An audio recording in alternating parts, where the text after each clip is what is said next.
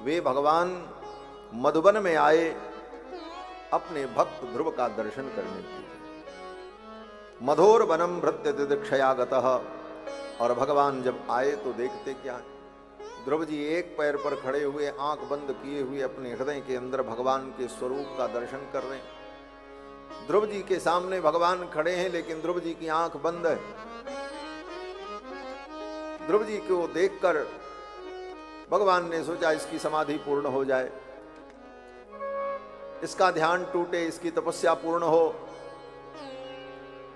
तो भगवान ने क्या किया, बोले ध्रुव जी के हृदय में जो भगवान का स्वरूप प्रकट था, उस स्वरूप को भगवान ने अपने संकल्प से तिरोहित कर दिया।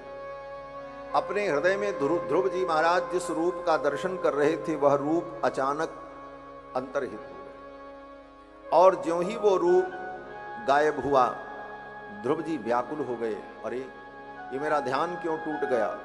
तिरोहितम सहसैवोपलक्ष्य बहिस्थितम तदवस्थम ददर्श।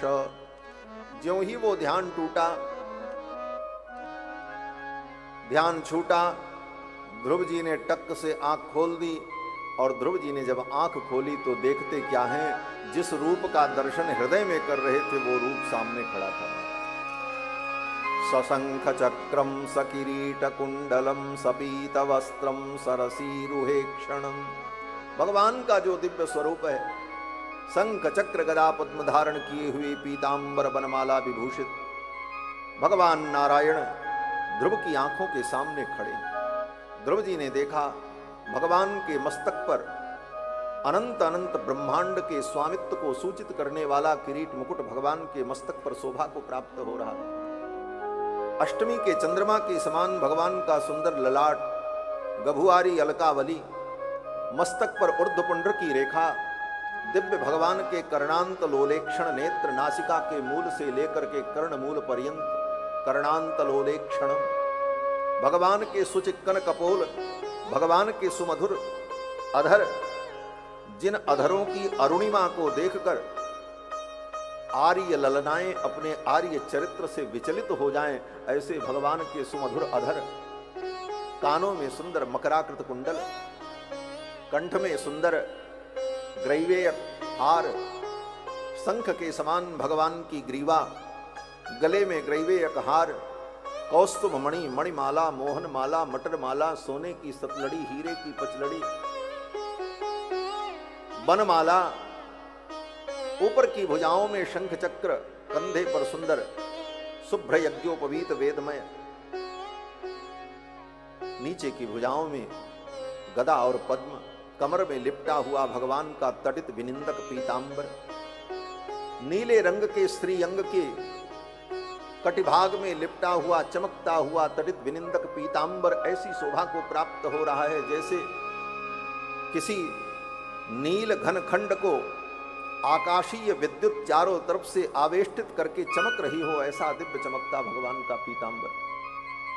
भगवान के सुमधुर दिव्य चरणारविंद जो भक्तों के परम धन है, धनम मदीयम तव पाद पंकजम कदानु साक्षात करवाणी चक्षुषा।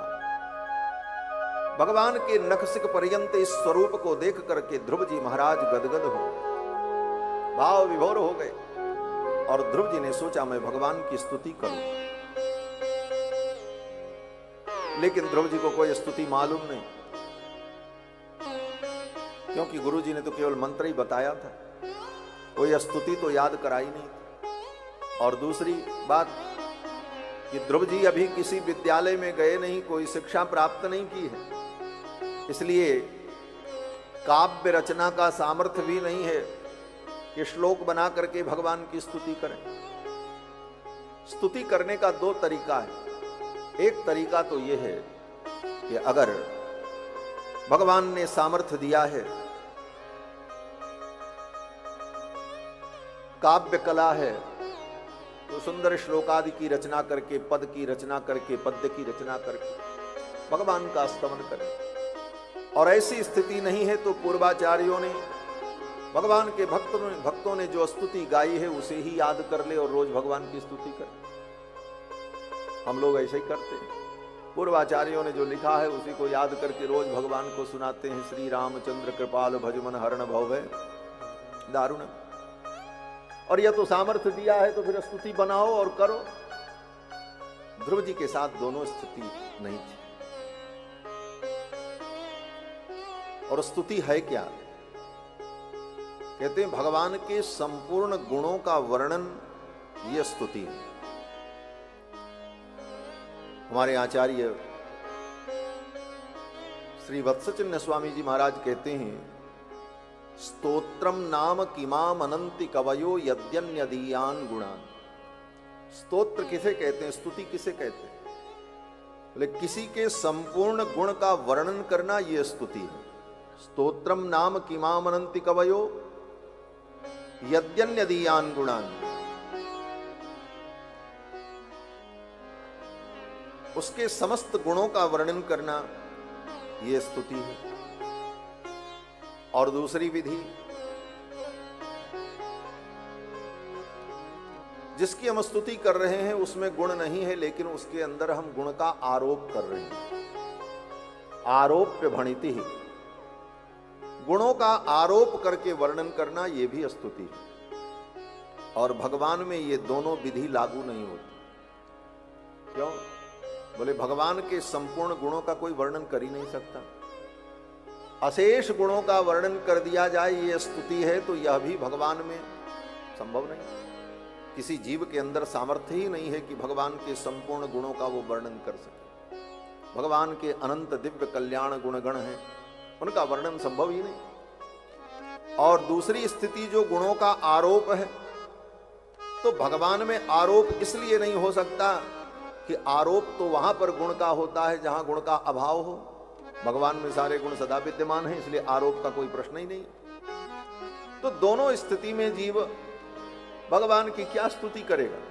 लेकिन फिर भी अपनी वाणी को पवित्र करने के लिए, अपने अंतःकरण को पवित्र करने के लिए जीव अपने सामर्थ्य के अनुसार भगवान की स्तुति करता है। ध्रुव जी महाराज को कोई काव्य कला का भी ज्ञान नहीं है, इसलिए कोई स्तुति की रचना करें यह संभव नहीं। और पहले से कोई स्तुति याद नहीं है। ध्रुव जी सोचने लगे, मैं भगवान की स्तुति कैसे करूं? भगवान स्तुत्य हैं, स्तुति के योग्य हैं, स्तवनीय है। ध्रुव जी सोच ही रहे थे, तब तक भगवान ने अपने ज्ञानमय शंख को ध्रुव के कपोल पर स्पर्श कराया। भगवान अपनी भुजा में जो शंख धारण किए हुए, उस शंख को भगवान ने ध्रुव के गाल पर सटा दिया। कृतांजलिम ब्रह्ममयेन कंबुना पस्पर्श बालम कृपया कपोले। कृपा करके भगवान ने अपने ज्ञानमय शंख को, ब्रह्ममय, ब्रह्म माने ज्ञान, वेदमय, ब्रह्म माने वेद, वेदमय अपने शंख को, ज्ञानमय अपने शंख को भगवान ने ध्रुव के कपोल पर स्पर्श कराया। उसी समय ध्रुव जी के अंदर समस्त विद्याएं प्रकट हो गईं। ध्रुव जी को पढ़ने नहीं जाना पड़ा, सब ज्ञान ध्रुव जी के अंदर प्रकट हो गया भगवान के संकल्प मात्र से।